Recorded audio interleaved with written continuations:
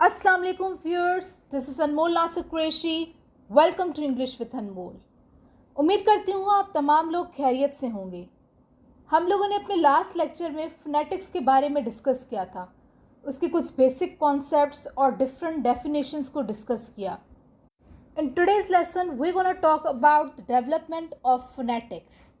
आज के लेसन में हम लोग देखेंगे कि फोनेटिक्स की डेवलपमेंट किस तरीके से हुई, फोनेटिक्स किस तरह वजूद में आई, इस पर किस किस ने काम किया।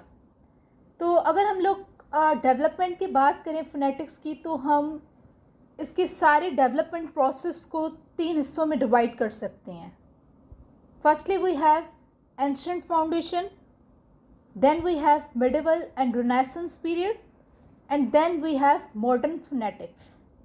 ठीक है, तो आइए इस पे हम लोग एक एक करके बात करते हैं। So firstly we have ancient foundation. Ancient foundation की बात की जाए तो वर्ड एंशिएंट से ही हमें पता लग रहा है कि कदीम ज़माने की बात की जा रही है, बहुत पहले जैसे वो वजूद में आना स्टार्ट हुई तब की बात की जा रही है। ठीक है, अगर एंशिएंट फाउंडेशन को हम लोग फर्दर डिवाइड कर सकते हैं, ancient India and ancient Greece. ठीक है, फोनेटिक्स पे इंडिया में भी बहुत काम हो चुका है और ग्रीस में भी।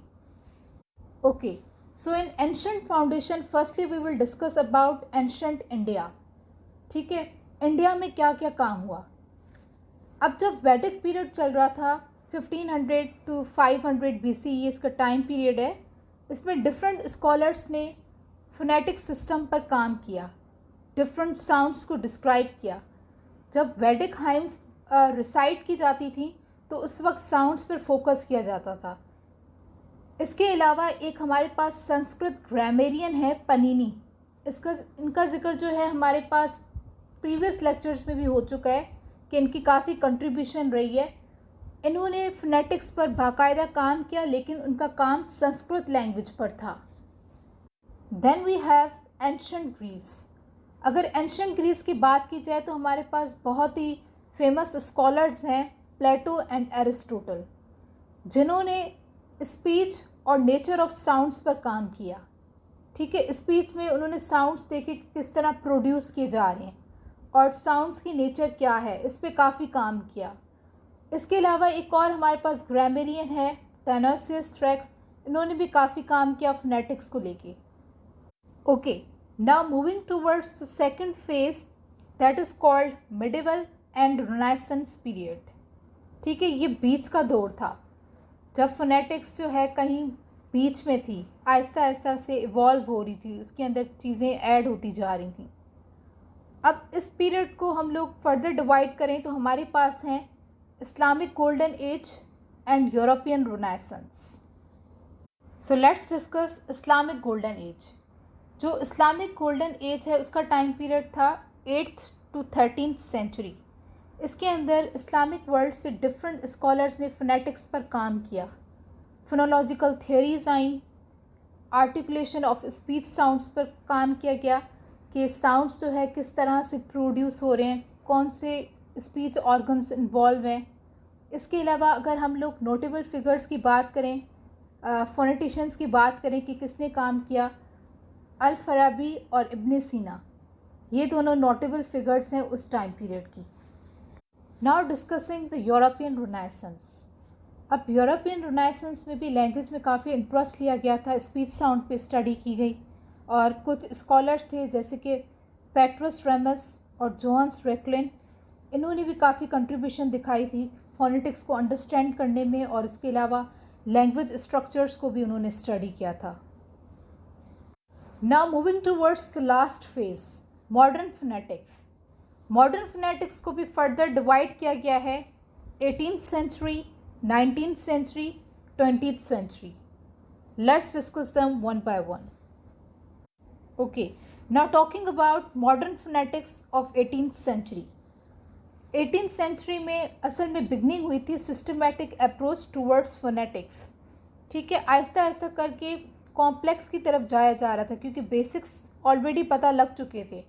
तो अभी स्कॉलर्स जो हैं वो सिस्टमेटिक अप्रोचेस की तरफ जा रहे थे। जिस तरह हमारे पास कुछ स्कॉलर्स हैं, sir William Jones, Thomas Sheldon, इन्होंने काफ़ी कंट्रीब्यूशन दिखाई।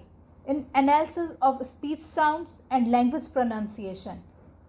स्पीच साउंड्स का एनालिसिस किया जाता था, उस पर डीप स्टडी की जाती थी और इसके अलावा लैंग्वेज प्रोनाउंसिएशन पर काम किया गया कि साउंड्स उनके तलफ़्फ़ुज़ पे कि किस तरह से आर्टिकुलेट हो रहे हैं. Then we have 19th century. 19th century में फोनेटिक्स को एक अलग फील्ड करार दिया गया. ठीक है, पहले तो उसको वैसे ही लिंग्विस्टिक्स के साथ ही पढ़ा जा रहा था, लेकिन बाद में ये रियलाइज़ किया गया कि इसको एक सेपरेट फील्ड होना चाहिए, सेपरेट फील्ड ऑफ स्टडी है.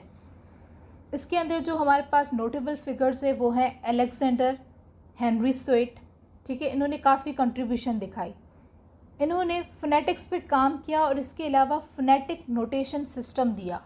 अब फोनेटिक नोटेशन सिस्टम क्या है? फोनेटिक नोटेशन सिस्टम को हम लोग फोनेटिक स्क्रिप्ट भी कह सकते हैं और फोनेटिक ट्रांसक्रिप्शन भी कह सकते हैं, जिसके अंदर हम लोग सैम्पल्स, डिफरेंट सैम्पल्स हैं, उसके साथ साउंड्स कोई ना कोई एसोसिएट हुए हुए होते हैं.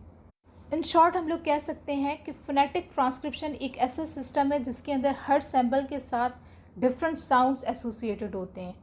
ठीक है, डिफरेंट सैम्पल्स के डिफरेंट साउंड्स हैं. हम लोग फोनेटिक ट्रांसक्रिप्शन को डीप में पढ़ेंगे अपने फ्यूचर लेक्चर्स में. Now talking about modern phonetics of 20th century. 20th century वो टाइम पीरियड है जब फोनेटिक्स एक एडवांस लेवल तक पहुंच चुका. उसमें काफ़ी सारी डेवलपमेंट हुई. इसके अलावा हमारे पास आईपीए इंट्रोड्यूस हुआ 1886 में. ठीक है, जिसको इस्तेमाल किया जाता है ट्रांसक्रिप्शन ऑफ स्पीच साउंड्स के लिए. ठीक है, आईपीए ने एक प्रॉपर सिस्टम प्रोवाइड किया कि किस तरह स्पीच साउंड को ट्रांसक्रिप्ट किया जाए. इसके अलावा फोनेटिक्स जो है वो लिंग्विस्टिक का इम्पॉर्टेंट कंपोनेंट बन चुकी थी. फोनेटिक्स के अंदर और सब फील्ड्स को डिस्कवर किया गया और कंट्रीब्यूशंस की गई, जिस तरह articulatory phonetics, acoustic phonetics and auditory phonetics. तो 20th सेंचुरी में काफ़ी ज़्यादा डेवलपमेंट हुई. At last we have conclusion. अगर अब इसको कंक्लूड किया जाए तो फोनेटिक्स 20th सेंचुरी से होते हुए 21st सेंचुरी में पहुंच गई है. अब 21st सेंचुरी में क्या हो रहा है, ऑनगोइंग सिचुएशन क्या है? डिफरेंट रिसर्चर्स हैं जो कि इस फील्ड पर रिसर्च कर रहे हैं, जिस तरह आर्टिकुलेशन पे, अकॉस्टिक पे, परसेप्शन ऑफ स्पीच साउंड्स. अभी जो है फोनेटिक्स हमारे पास एक well established multi disciplinary field है. ठीक है, इसको एक अलग फील्ड कंसीडर किया जाता है. और इसके अलावा लिंग्विस्ट जो है डिफरेंट डिसिप्लिन्स पे काम करें जो कि फोनेटिक्स से रिलेटेड हैं, जैसे स्पीच टेक्नोलॉजी, लैंग्वेज टीचिंग, और भी ऐसी कई सारी डिसिप्लिन्स हैं जो कि फोनेटिक्स से इंटरकनेक्टेड हैं. So that's all about the today's lesson. If you really learned something, like, comment, share and subscribe. Thank you.